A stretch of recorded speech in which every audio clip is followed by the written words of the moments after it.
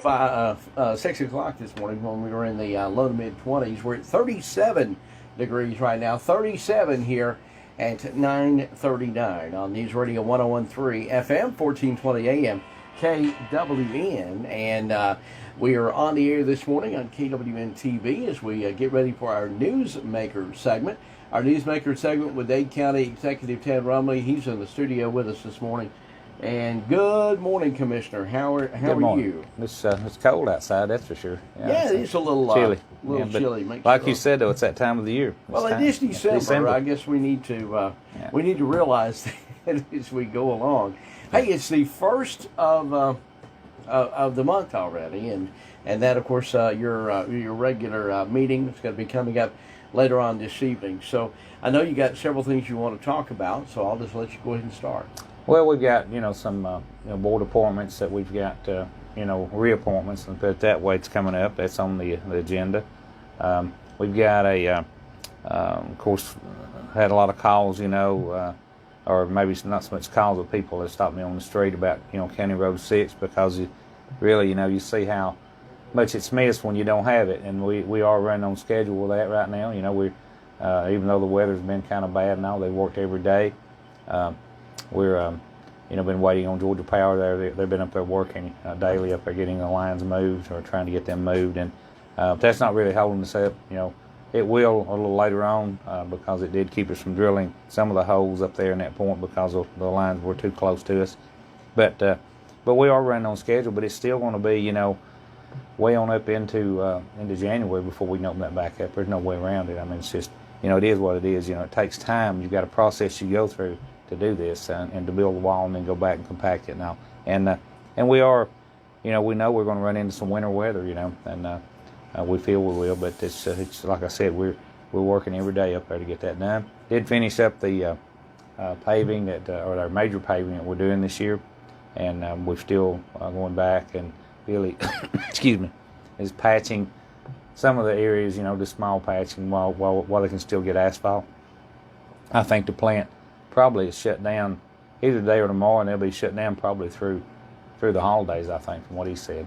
But anyway, that's taken care of. We got all of our salt bins, everything. They've been working on that, getting that ready for winter. Hopefully, we won't have too bad a winter, but we are ready for that. But we do have our meeting tonight. Like Evan said, we'll have a work session. 6 o'clock meeting start immediately after. We are strictly going to enforce our social distancing and masks. We got to.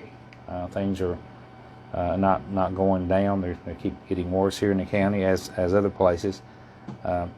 And we've got to really just got word this morning that our ag center over there, they had a positive test over there, so they're shutting it down until later notice. Hopefully next week they can go back in. UGA's involved in that.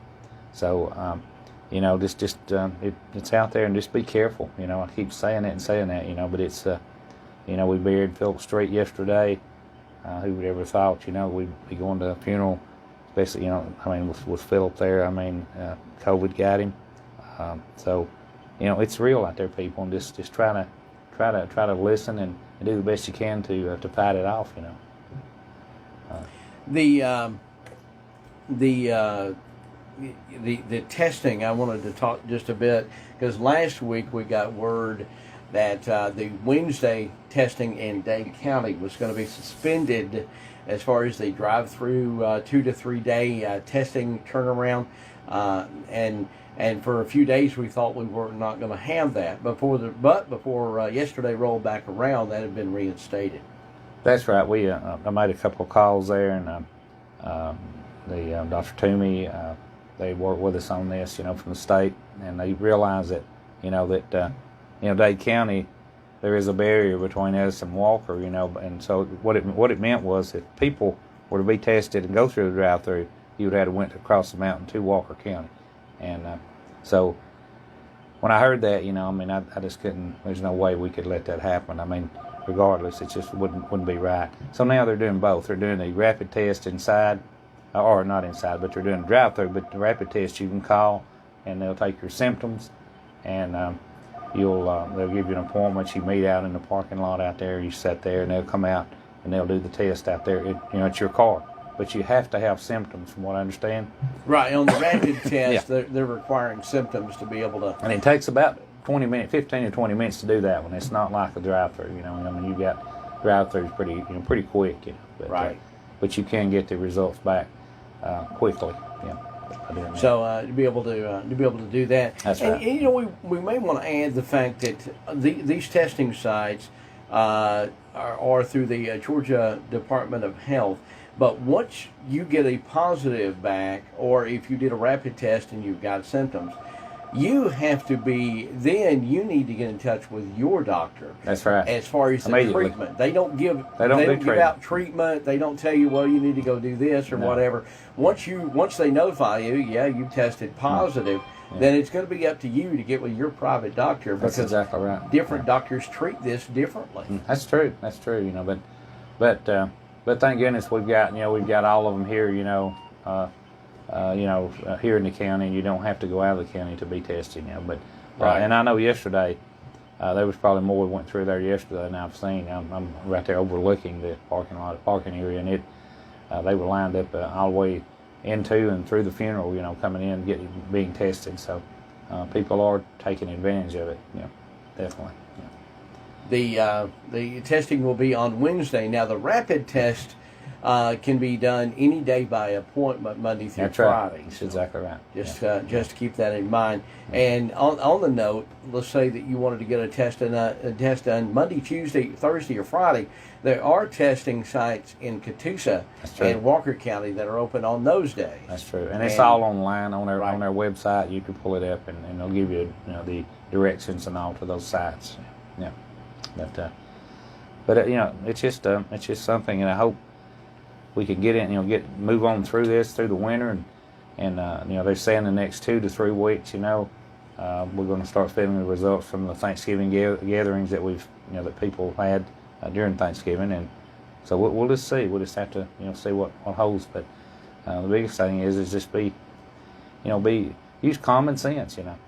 Church and the only thing, the message that you and I started dispensing information back in March, the message has not changed. Mm-hmm. Social distance, right. Wear a mask where appropriate, and wash your hands. Mm-hmm. Exactly those three things basically have been the mainstay throughout this entire process that we're in right now. Yeah. And that really hasn't changed. So and hats off to the and I know you're going to talk about this. I'm going to lead into it this way. Hats off to the Dade County school system. They returned to school when the governor allowed them to open, I think after a 2-week delay, and have been running with in-school students as well as a percentage that are doing online learning. But they've had a couple of times where they're the folks that were sent home to isolate, if you will. A couple of sports teams, were done when they had a number of folks that maybe have tested, but they've done extremely well, I think, keeping the numbers really, really low. That's true. And the week before Thanksgiving, they went home and only had one student that was positive at that time, and only, I think, a couple of faculty members out of 2,000 students and 200, almost 300 employees. So they've done extremely well of being able to negotiate through this pandemic with the school. That's true. And that comes from really, being very strict and a lot of hard work there on their part, and that's something to be proud of, especially when you look in the tri-state area here or in that region. At some of the schools, some of them already shut back down. They had to, it just went like wildfire, and so that's really a good thing. And we do have. I know we've ran it on our website. I know you've talked about it, but on the award that our school got, they actually we're proud of them for that, and that's the governance state small school team of the year. It's a big deal. It's absolutely, it's a big deal.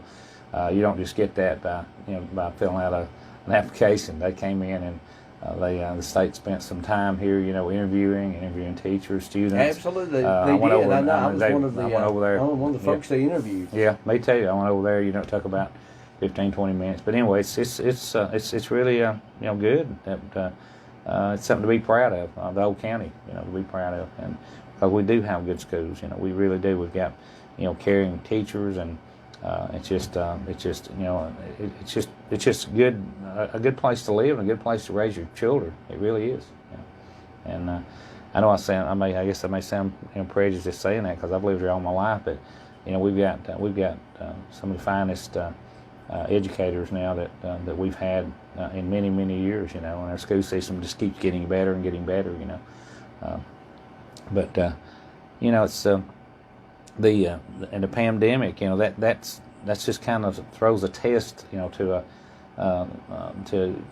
a school, to a system like this, when you come in and you see how they've handled it, that's out of their expertise of education, but they came right in and they fell right in, and they're keeping this down in our schools because look how it could actually spread, if that hadn't happened. That's what you got your children going back home to mom and daddy and grandmother and aunts and uncles, and so it's a good thing. And plus you got to look at the other side of it too, because the parents are listening too, because it can work both ways. They could bring it back into their children from the workplace, so it's kind of a two-way thing right there. But you're talking about a great place to be. As we're visiting, of course, every Thursday with Dade County Executive Ted Rumley. He's in the studio with us this morning. Great news out of North Georgia as far as folks going back to work. We are now down to our unemployment rate. We've matched it from a year ago, pre-COVID, at 2.4% here in Dade County. That's right. That's exactly right. And that's we're one of the lowest in our northern region. Georgia, all Georgia. And that's something to be proud of. I mean, people that say they can't find work, and there's work out there. I promise you, there's people that's hiring, and that's a good thing. And what our report, what's been last month, we were actually one of the top, the lowest millage rates in the state of Georgia, and we were number 3 at the of money spent wisely as far as a county, and that's out of all the counties in the state of Georgia, and that's something right there to think about too. I mean, something to be proud of. So like I said, I always say it's a good place to live and bring your children up, and we've got a lot of freedom here that a lot of people do not have. I mean, really. I mean, it's really. I know tonight, and you went over some of the appointments and different things that are going to be happening later on tonight for the December meeting. A lot of re-upping. I guess the transit. I think that's on the agenda. There's different things that come up every year. Every year, you'll have to it's kind of do a continuing on. But exactly. I guess the biggest thing that you're going to present to the commissioners tonight, as far as the contract, is you're going to present them with an ambulance contract. That's right, because we've got the clock's ticking on it. We've got February will be here before you know it, and we've been working on that. I mean, almost daily. Alex is in a meeting today concerning this as we speak right now, and he's got it by the actual commissioners got it day before yesterday, I think it was, maybe. Do you feel comfortable? You're going to recommend this contract, obviously, when you bring it up to them? Do you feel comfortable that this is going to meet the county's needs as far as emergency services? I do. I think it's our only way out right now to go. And the good thing about it is, in 4 years, Memorial feels comfortable that they will assume it all. Right now, we're furnishing our trucks and stuff. They're going to keep up the maintenance and all that, but we will be able to actually, in a 4-year period or 3 to 4 year, they'll be able to actually be completely, running the show, totally, and that's good, And I feel good to be affiliated with Memorial because they are one of our trauma, main providers there in Chattanooga. And so it looks good right now. There's still some things to be ironed out, in the contract, but things are going along really good right now. Yeah. Well, there's no doubt that Memorial is a leading healthcare provider here in the tri-state area. I think one of the only things, and it doesn't matter who is providing emergency services, the logistics of covering the mass area that we have, even though we are just 171 square miles. It's from mountain to mountain, and the logistics of being able to provide service, that's the hardest part. It's not the patient care, because obviously they're going to bring top-notch patient care. That's It's right. the logistics of it, getting somebody there as quickly as possible. Because we extend all the way out to Head River. You got that, and all the way into the Murphy Hollow area, Big Woods out around the loop. That's pretty good. Well, and like you said, that's all been taken into consideration, and I feel good about it. Good. I mean, I think it looks good the way they've got the plan down. So we'll be talking about it tonight, and it'll be Alex to do the presentation over the commission, and we'll go from there. It'll be on tonight. We will stream it live at KWN News Now on our Facebook site, and that was for the work session starting at 6, and we'll move into the regular meeting at 7 o'clock tonight. So you'll be able to watch that live from wherever, because it will be limited seating inside the meeting room there. Commissioner, give us how they can get in touch with you in case we sparked anybody that won't call you. It's 423-667-8999. That's my cell, and 657-4625 is the office. Just give me a call if I can answer any questions for you. And also, other commissioners, their numbers are posted on our website, and or you can call our office, and they'll give you their cell numbers.